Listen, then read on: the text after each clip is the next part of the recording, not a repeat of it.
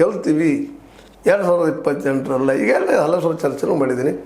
ಲಿಂಗಾಯತ್ ಅಂದ್ರೆ ನಮ್ಮ ಯಡಿಯೂರಪ್ಪನವರು, ಇನ್ನೊಬ್ಬ ಈ ಒಕ್ಕಲಿಗ ನಮ್ಮ ದೇವೇಗೌಡ, ಇಬ್ಬರು ಕೂಡಿದರೆ ರಾಜ್ಯದ ದಿಕ್ಕು ಬದಲಾಗ್ತದೆ 2028. ಆ ಸಂದರ್ಭ ನಾವು ಬಿ ಜೆ ಪಿಗರು ಆಳಬಹುದು, BJP JDS ಜಂಟಿಯಾಗಿ ಆಳಬಹುದು ಅಂತೇಳಿ ಒಂದು ಲೆಕ್ಕ. ಆ ದಿಸೆಯಲ್ಲಿ ಮೋದಿಯವರಿಗೂ ಅನಿಸಿದ ಹೌದು ಗೆಲ್ಲಕ್ಕೆ ಸಾಧ್ಯ ಇದೆ.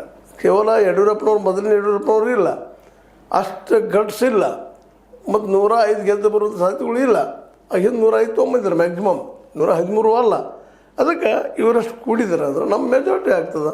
ಅದಕ್ಕೆ ಸಹಜವಾಗಿಲ್ಲ ಅವ್ರಿಗೆ ರಾಜ್ಯಸಭಾ ಸದಸ್ಯತ್ವ ಕೊಟ್ಟು ಬಿಟ್ಟರೆ ಮುಗಿದು ಬಿಡ್ತು ಅನ್ನೋ ಸಂದರ್ಭದಲ್ಲೇ ರಾಜ್ಯದ ಘಟಕ BJP ಘಟಕದಿದ್ದು ಈ ನಮ್ಮ ಸದಾನಂದ ಗೌಡರಿಗೆ ಟಿಕೆಟ್ ಕೊಡಬೇಕು. ಇದರ ಅರ್ಥ ದೇವೇಗೌಡರಿಗೆ ಬೇಡ ಅಂತ ಹರಡ ಆಗ್ಯದ ಕುಮಾರಸ್ವಾಮಿಗಳಿಗೆ.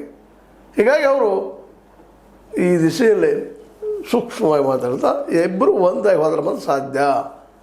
ಇಲ್ಲಿ ಬಹಳ ಸೂಕ್ಷ್ಮತೆ ಏನಪ್ಪ ಅಂತಂದ್ರೆ ಭಾಳ ಬಿಡಿಸುವ ಅವಶ್ಯಕತೆ ಇಲ್ಲ.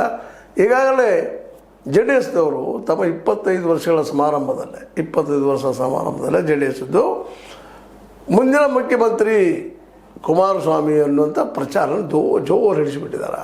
ಒಂದು 45-50 ಸೀಟ್ ಆರಿಸಂತಂದ್ರೆ ನಮ್ಮವ್ರು ಆಗ್ತಾರೆ ಅನ್ನುವಂಥದ್ದು. ಆದರೆ ಆ ಮುಖ್ಯಮಂತ್ರಿ ಕುರ್ಚಿ ಮೇಲೆ ಯಡಿಯೂರಪ್ಪನವ್ರು ಸಹಿತ ಕಣ್ಣದ ತನ್ನ ಮಗನ ಮಾಡಬೇಕಪ್ಪ ಅಂತ ಅದ್ರ ಸಲುವಾಗಿ ಅವರು ಹೋರಾಟ ಮಾಡ್ತಾಯಿದ್ದಾರೆ. ಈ ವಯಸ್ಸಿನಲ್ಲೂ ಒಂದು ಅಡ್ಡಾಡೋ ಪ್ರಯತ್ನ ಮಾಡ್ತಾಯಿದ್ದಾರೆ BJP ಸಲುವಾಗಿ. BJPಯಲ್ಲೂ ಅನೇಕ ವಿರೋಧಿಗಳು ಇದ್ದಾರೆ, ಅದು ಗೊತ್ತಿದ್ದ ವಿಷಯ ಅದು. ಅಂದ್ರೆ ವಿಜೇಂದ್ರ ಅವರ ಮುಖ್ಯಮಂತ್ರಿ ಆಗ್ರಿ ಅನ್ನೋದು ಇವರು. ಅದಕ್ಕೆ JDSನವರು ನಾವು ಸೀನಿಯರ್ ಇದ್ದೇವಪ್ಪ, ನಾವು ಮುಖ್ಯಮಂತ್ರಿ ಆಗ್ತೀವಿ ಇನ್ನೂ ಎಲ್ಲದನ್ನೋ ಅದು ಈಗ ಶುರುವಾಗಿದೆ. ಆ ತಿಕ್ಕಾಟಕ್ಕಾಗಿ ಇವತ್ತು ದೇವೇಗೌಡರಿಗೆ ಒಂದು ಕೊಟ್ಟರೆ ನಾವು ಒಂದು ಏನೋ ಕೇಳಿಕ್ಕೆ ಬರ್ತದೆ ಅಂತೇಳಿ ಮೋದಿ ಅವ್ರದ್ದು ಲೆಕ್ಕಾಚಾರ, ಮೋದಿ ಮತ್ತು ಶಾ ಅವರು.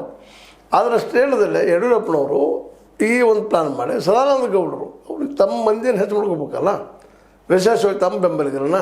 ಅದಕ್ಕೆ ಸದಾನಂದ ಗೌಡರಿಗೆ ರಾಜ್ಯಸಭಾ ಸದಸ್ಯರು ಕೊಡಿಸೋನು, ಅವ್ರನ್ನ ಆಯ್ಕೆ ಮಾಡಿ ಕಳಿಸೋನು ಅಂತ ಒಂದು ಪ್ಲ್ಯಾನ್ ಇಟ್ಟಿದ್ದಾರೆ. ಮತ್ತು ಲೋಕಲ್